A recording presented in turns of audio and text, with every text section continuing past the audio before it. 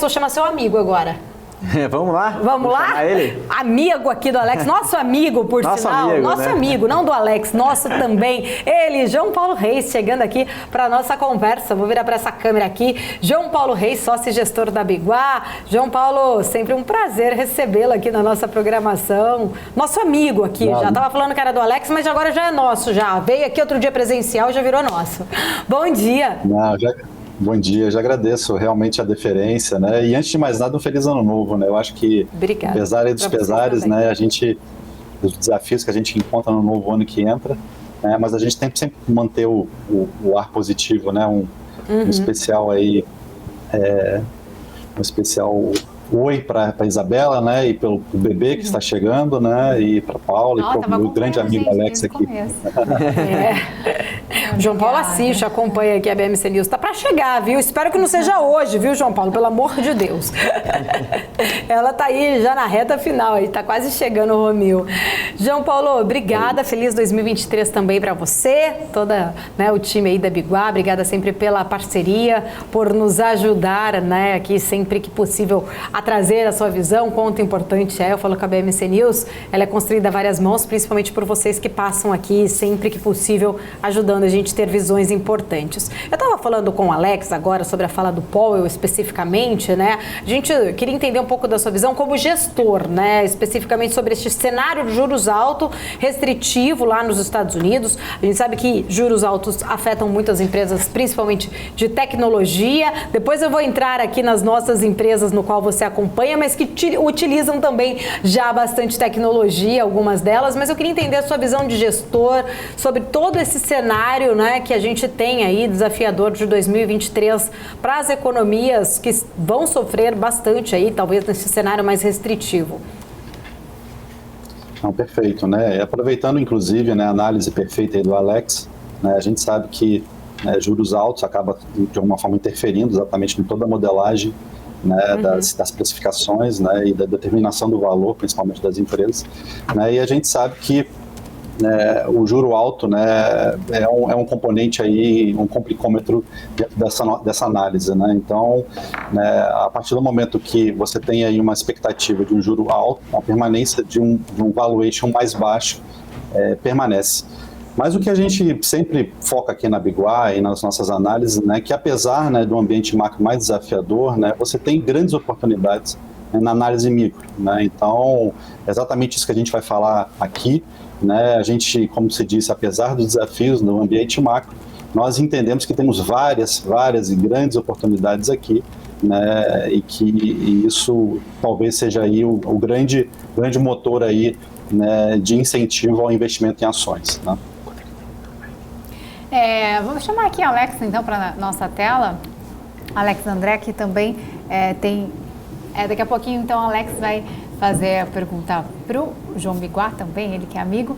Mas, então, eu queria falar um pouco sobre China, João, né? Agora, olhando para um cenário ali de reabertura na China, como é que você avalia a possibilidade de desempenho da Vale com essa retomada? Além disso, aquela decisão de separar a área de metais básicos, ele pode acabar destravando o valor em qual magnitude para a empresa? Sim. Esse é um dos grandes drives aí que a gente aqui na Biguá acompanha, né? Apesar da gente ter, né, vários analistas aí dizendo que a China, né, poderia sofrer um impacto, né, uma diminuição da sua atividade econômica de forma consistente, isso impactando de forma, né, objetiva, né, empresas como a Vale, né, que temos na carteira, né, nós entendemos que, né, o mercado de minério de ferro, né, principalmente nos últimos anos, ele está muito bem, vamos dizer assim, equilibrado. Né, a gente poderia ter tido aí um desequilíbrio maior na demanda por conta aí, né, da questão da Covid, né? A gente sabe que a China está em lockdown há 3 anos, né, e que está num processo de reabertura, inclusive, né, permitindo aí uma maior exposição da população ao vírus da Covid e provavelmente, né, pelas últimas informações que a gente teve, né, esse pico, né, de infecção foi atingido. E isso permite com que a economia segunda maior e a caminho de ser a primeira maior economia do mundo, né, retome as suas atividades e todos os impactos decorrentes disso, né? Vocês estavam comentando também mais cedo, né, a possibilidade, né, da reabertura, né, das fronteiras da China, né, tanto para viagens como para receber turistas, né? Nós temos expectativas aí de mais de 150 milhões de chineses viajando pelo mundo. Qual que é o impacto disso? Fora isso, na sua própria economia, né, na retomada, no desejo do consumo, naquele consumo que ficou represado, né, e a gente sabe que tanto o minério de ferro quanto o aço são a base, né, de qualquer produto, né, qualquer que você pense, né, e isso tem um impacto importante, e isso acho que já está sendo refletido nos preços do minério de ferro. Nós não temos pretensão nenhuma de fazer projeções em termos do preço do minério de ferro. Nossa preocupação sempre quando nós olhamos as empresas, elas têm capacidade para se tornarem resilientes em qualquer cenário, né, seja preços de minério de ferro a 120, seja a 70, 60, 50 dólares, né, e essa é a importância, né, que a gente encontra em empresas como a Vale.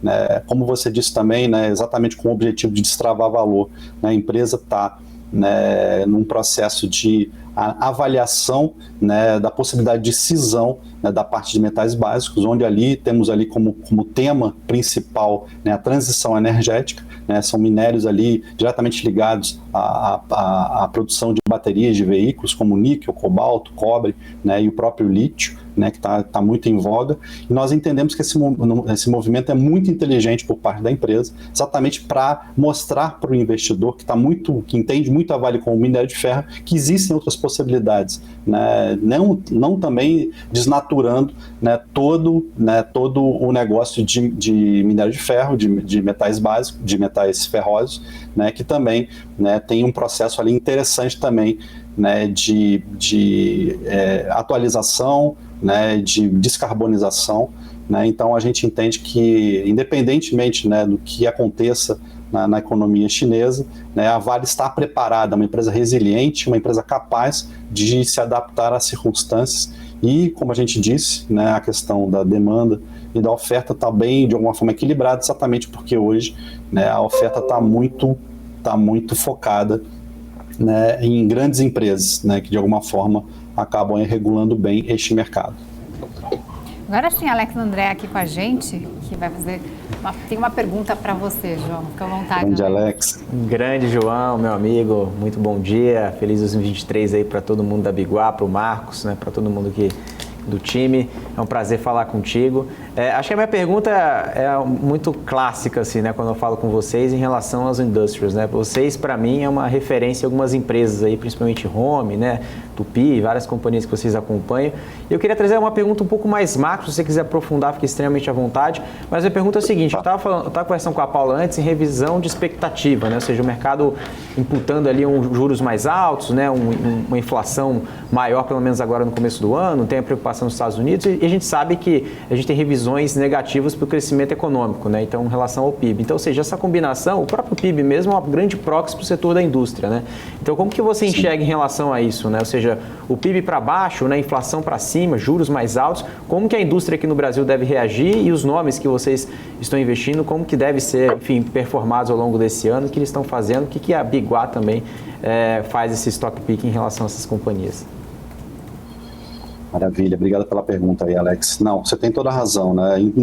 Principalmente empresas como o Home, que são proxy da indústria, né? Então, o que nós da Biguá, através da nossa análise, já fizemos? Entramos em contato com as empresas exatamente para sentir o sentimento, né, de como, né, os principais clientes dessas indústrias, né, estão, qual o sentimento deles, né? A gente sabe, né, que nos últimos tempos, né, principalmente de outubro para cá, a gente passou por, vamos dizer assim, movimentos de um pouco mais conturbados, a nossa eleição, a própria Copa do Mundo, de alguma forma, vamos dizer assim, dispersou, né, o interesse principalmente na produção, né, e que de alguma forma a confiança diminuiu em relação às médias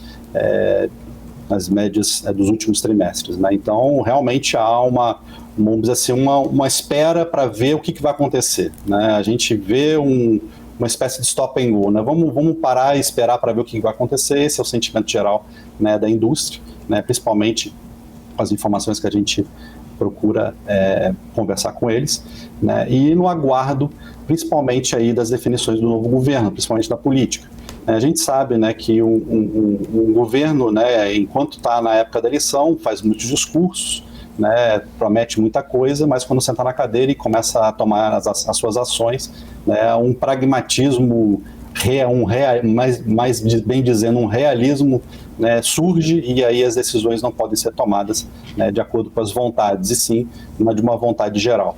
Então a gente entende que, na medida que o governo tome pé, né, como a gente diz, né, se organize, ou melhor dizendo, se mobilize, né, para, vamos dizer assim, começar a governar efetivamente, né, ele perceba que, né, o país está numa condição diferente daqueles que, quando esse atual governo deixou o país, né? Então é um novo cenário, uma nova realidade, né, e a gente acredita que, né, à medida que o governo for tomando medidas, né, essa confiança seja retomada, né, e que a gente possa aí realmente desempenhar, principalmente aí na área industrial, né, o desempenho, né, que essas empresas de alguma forma têm capacidade para entregar. Então, no momento a gente está num momento de espera, a gente vê algumas empresas começando a retomar, né, uma Randon, né, uma Metal Leve, né, a própria Home, meio que no compasso de espera, aguardando as definições do governo.